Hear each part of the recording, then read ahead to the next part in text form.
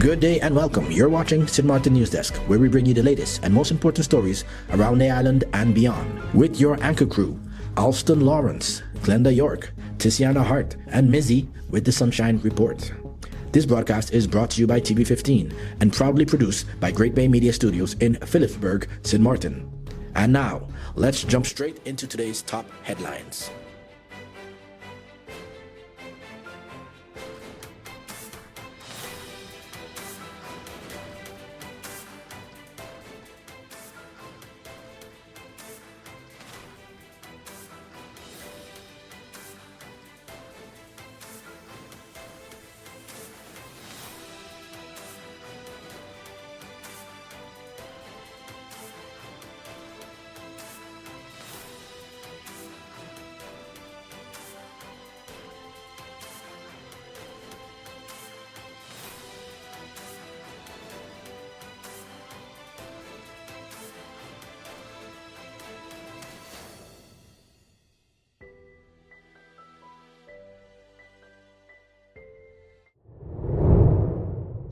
Police seek public assistance. The police force is asking for the public's help in two separate matters. Authorities are still trying to locate 58-year-old Eve Rose Joseph, who has been reported missing under concerning circumstances. Police say Miss Joseph, who has medical conditions, was last seen Thursday while shopping with her spouse. She reportedly walked away during the outing and has not been seen since. Anyone with information is urged to contact the police force immediately at 542-2222. Police are also issuing a final notice to owners of vehicles stored at the Phillipsburg police station.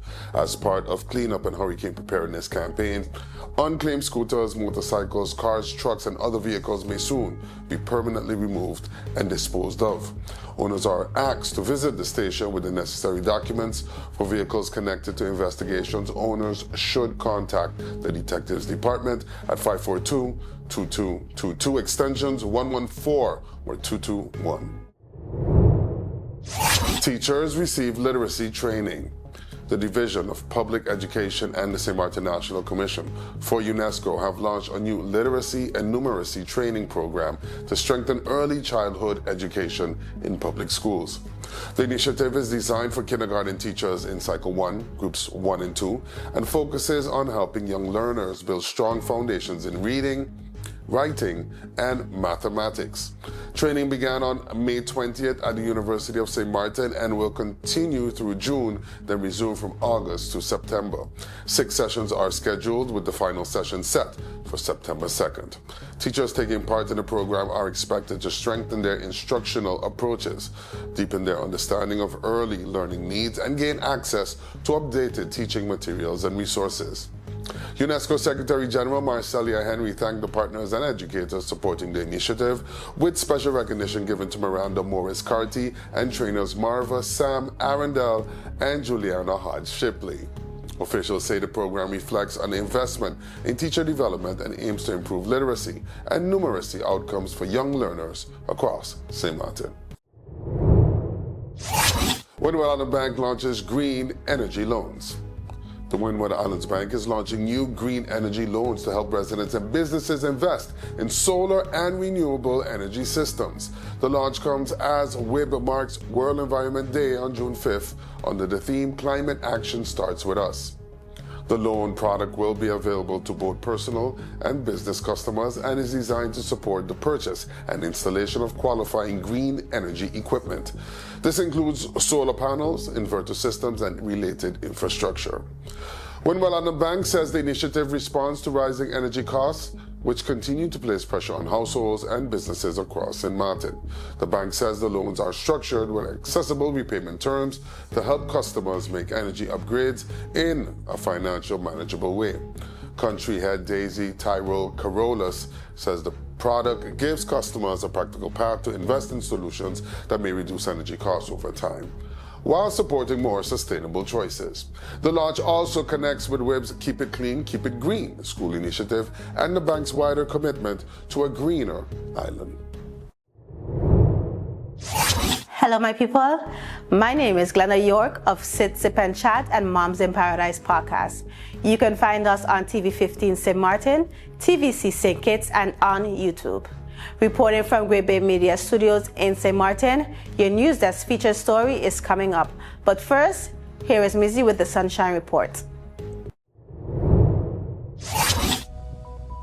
Hey there, it's Mizzy with the Sunshine Report, straight out of Sunshine City, St. Martin, bringing you the warmth and the sunshine you need to kickstart your day. So let's dive into the forecast and see how the skies are treating us.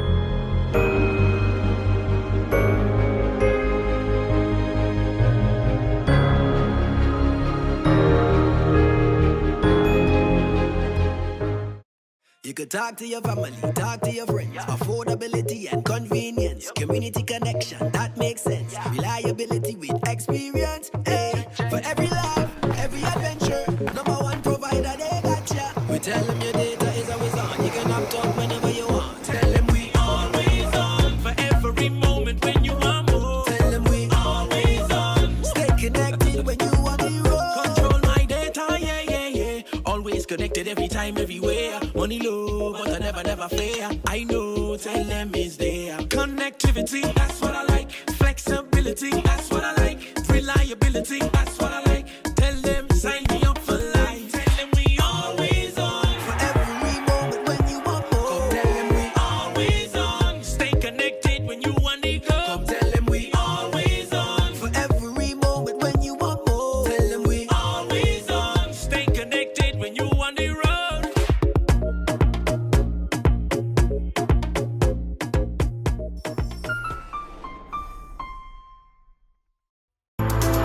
Stay connected to the best of local and Caribbean content anywhere, anytime with the TVC Plus app, the official app of TVC Channel 40. With the TVC Plus app, you can watch TVC Channel 40 live, catch every episode of your favorite shows on demand, watch exclusive pay-per-view content, listen to Voice of the Caribbean radio, and watch and read SKN Newsline. The TVC Plus app is available on all your devices. On the Google Play Store, search TVC and the plus sign. In the Apple App Store, type the words TVC Plus. And we're also available on the Amazon App Store for Fire TV and Fire Stick devices. Search the words TVC Plus.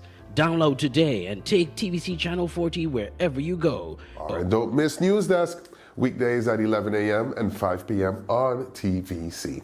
St. Kitts to the world, now streaming everywhere. Test and Tune 3 emphasizes safety. The St. Martin Automotive Federation is working with emergency services to ensure safety during its upcoming drag racing event titled Test and Tune 3. The event is scheduled for Sunday, June 7th from 8 in the morning until noon on Swaliga Road. Ahead of the event, representatives of the Automotive Federation met with the police force, fire department, and ambulance department to review the safety plan and discuss precautions for participants and the public. An important part of the preparation will be vehicle inspections on Saturday, June 6th from 6 p.m. to 9 p.m. at the APS parking lot. Representatives from the Police Force and Fire Department will be present to help ensure participating vehicles have the required safety equipment and are in operating condition. The Federation says drag racing continues to gain momentum on St. Martin and welcomes the support and guidance of emergency services. Organizers say test and tune events provide drivers with a safer, more controlled environment to develop their skills, while discussions continue about identifying a suitable location for a future motorsport racetrack. EmpowerU opens scholarship applications. EmpowerU has opened applications for 2 student support funds aimed at expanding access to education, mentorship, and academic opportunity for St. Martin students.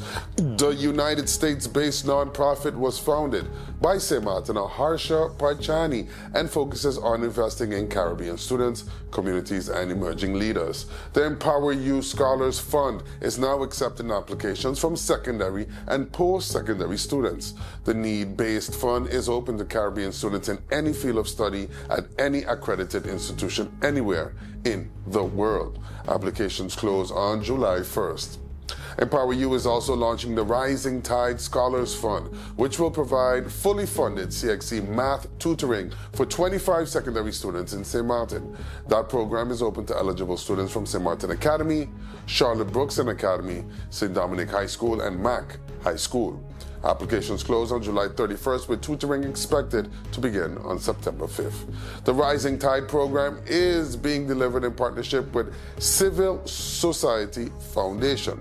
Students can learn more and apply at empoweru.online/funding.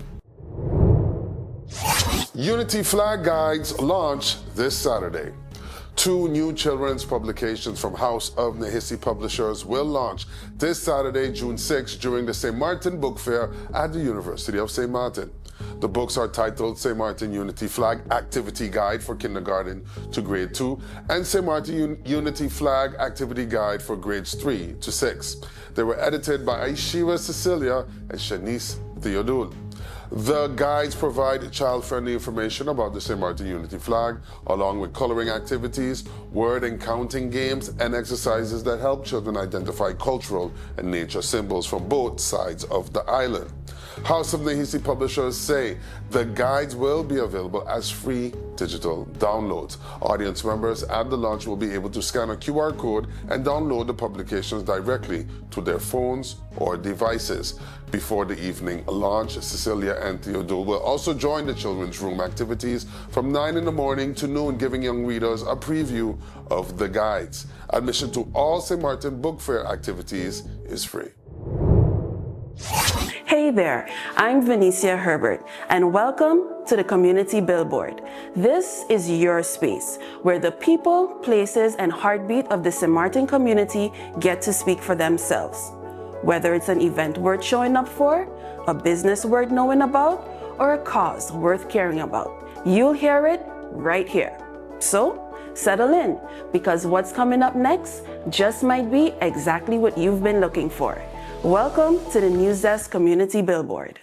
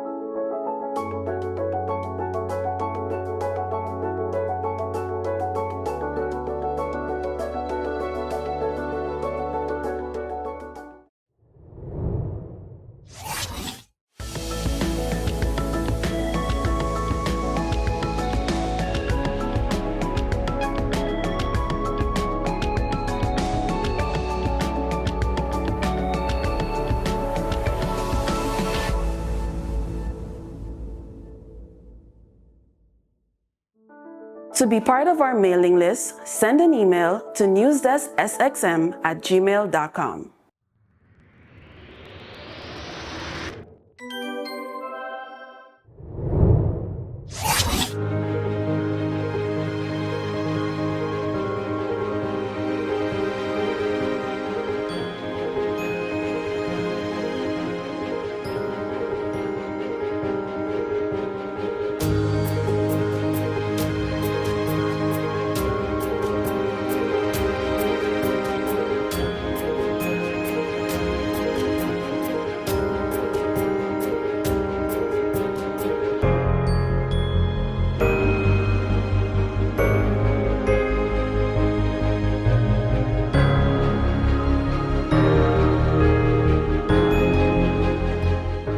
Let's put everything on the table. People always give their opinion, and you can either take it or crunch it. Let them judge. We give in to the most irresistible flavor. We devour every nugget that falls in our hands, especially when it's our crunchy fried chicken. And let the crumbs fly if needed. Let them keep judging. We'll keep indulging. KFC, it's finger-licking good. You could talk to your family, talk to your friends. Affordability and convenience. Community connection, that makes sense. Reliability with experience. Hey, for every love, every adventure. Number one provider, they got ya. We tell them your data is always on. You can opt out whenever you want. Tell them we always on. For every moment when you want more. Tell them we always on. Stay connected when you want the road. Control my data, yeah, yeah, yeah. Always connected every time, everywhere. Money low, but I never fair. I know, tell them is there. Connectivity, that's what I like. Flexibility, that's what I like. Reliability, that's what I like. Tell them, sign me up for life. Tell them we always on. For every moment when you want more. Come tell them we always on. Stay connected when you want to go. Come tell them we always on. For every moment when you want more. Tell them we always on. Stay connected when you want to road.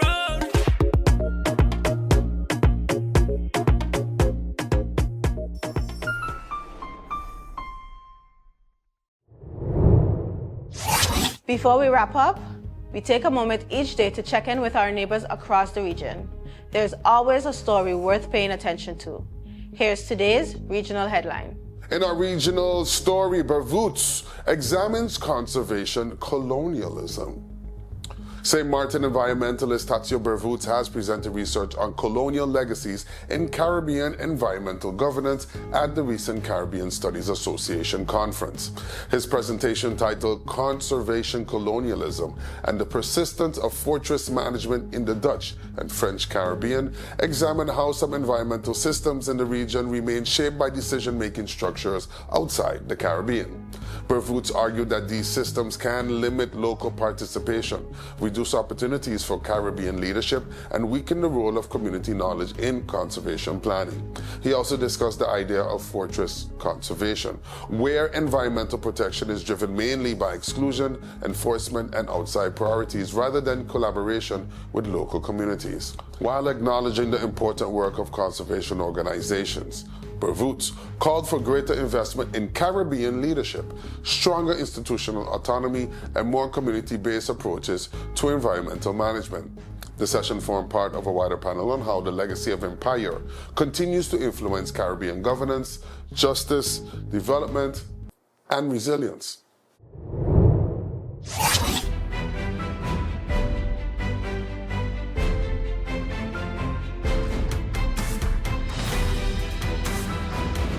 Welcome back.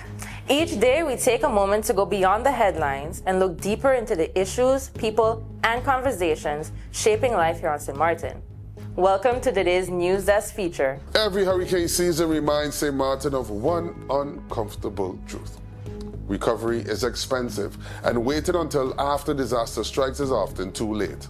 That is why the launch of the new St. Martin Disaster Reserve Fund, with support from the World Bank, is an important step in how the country prepares for future emergencies.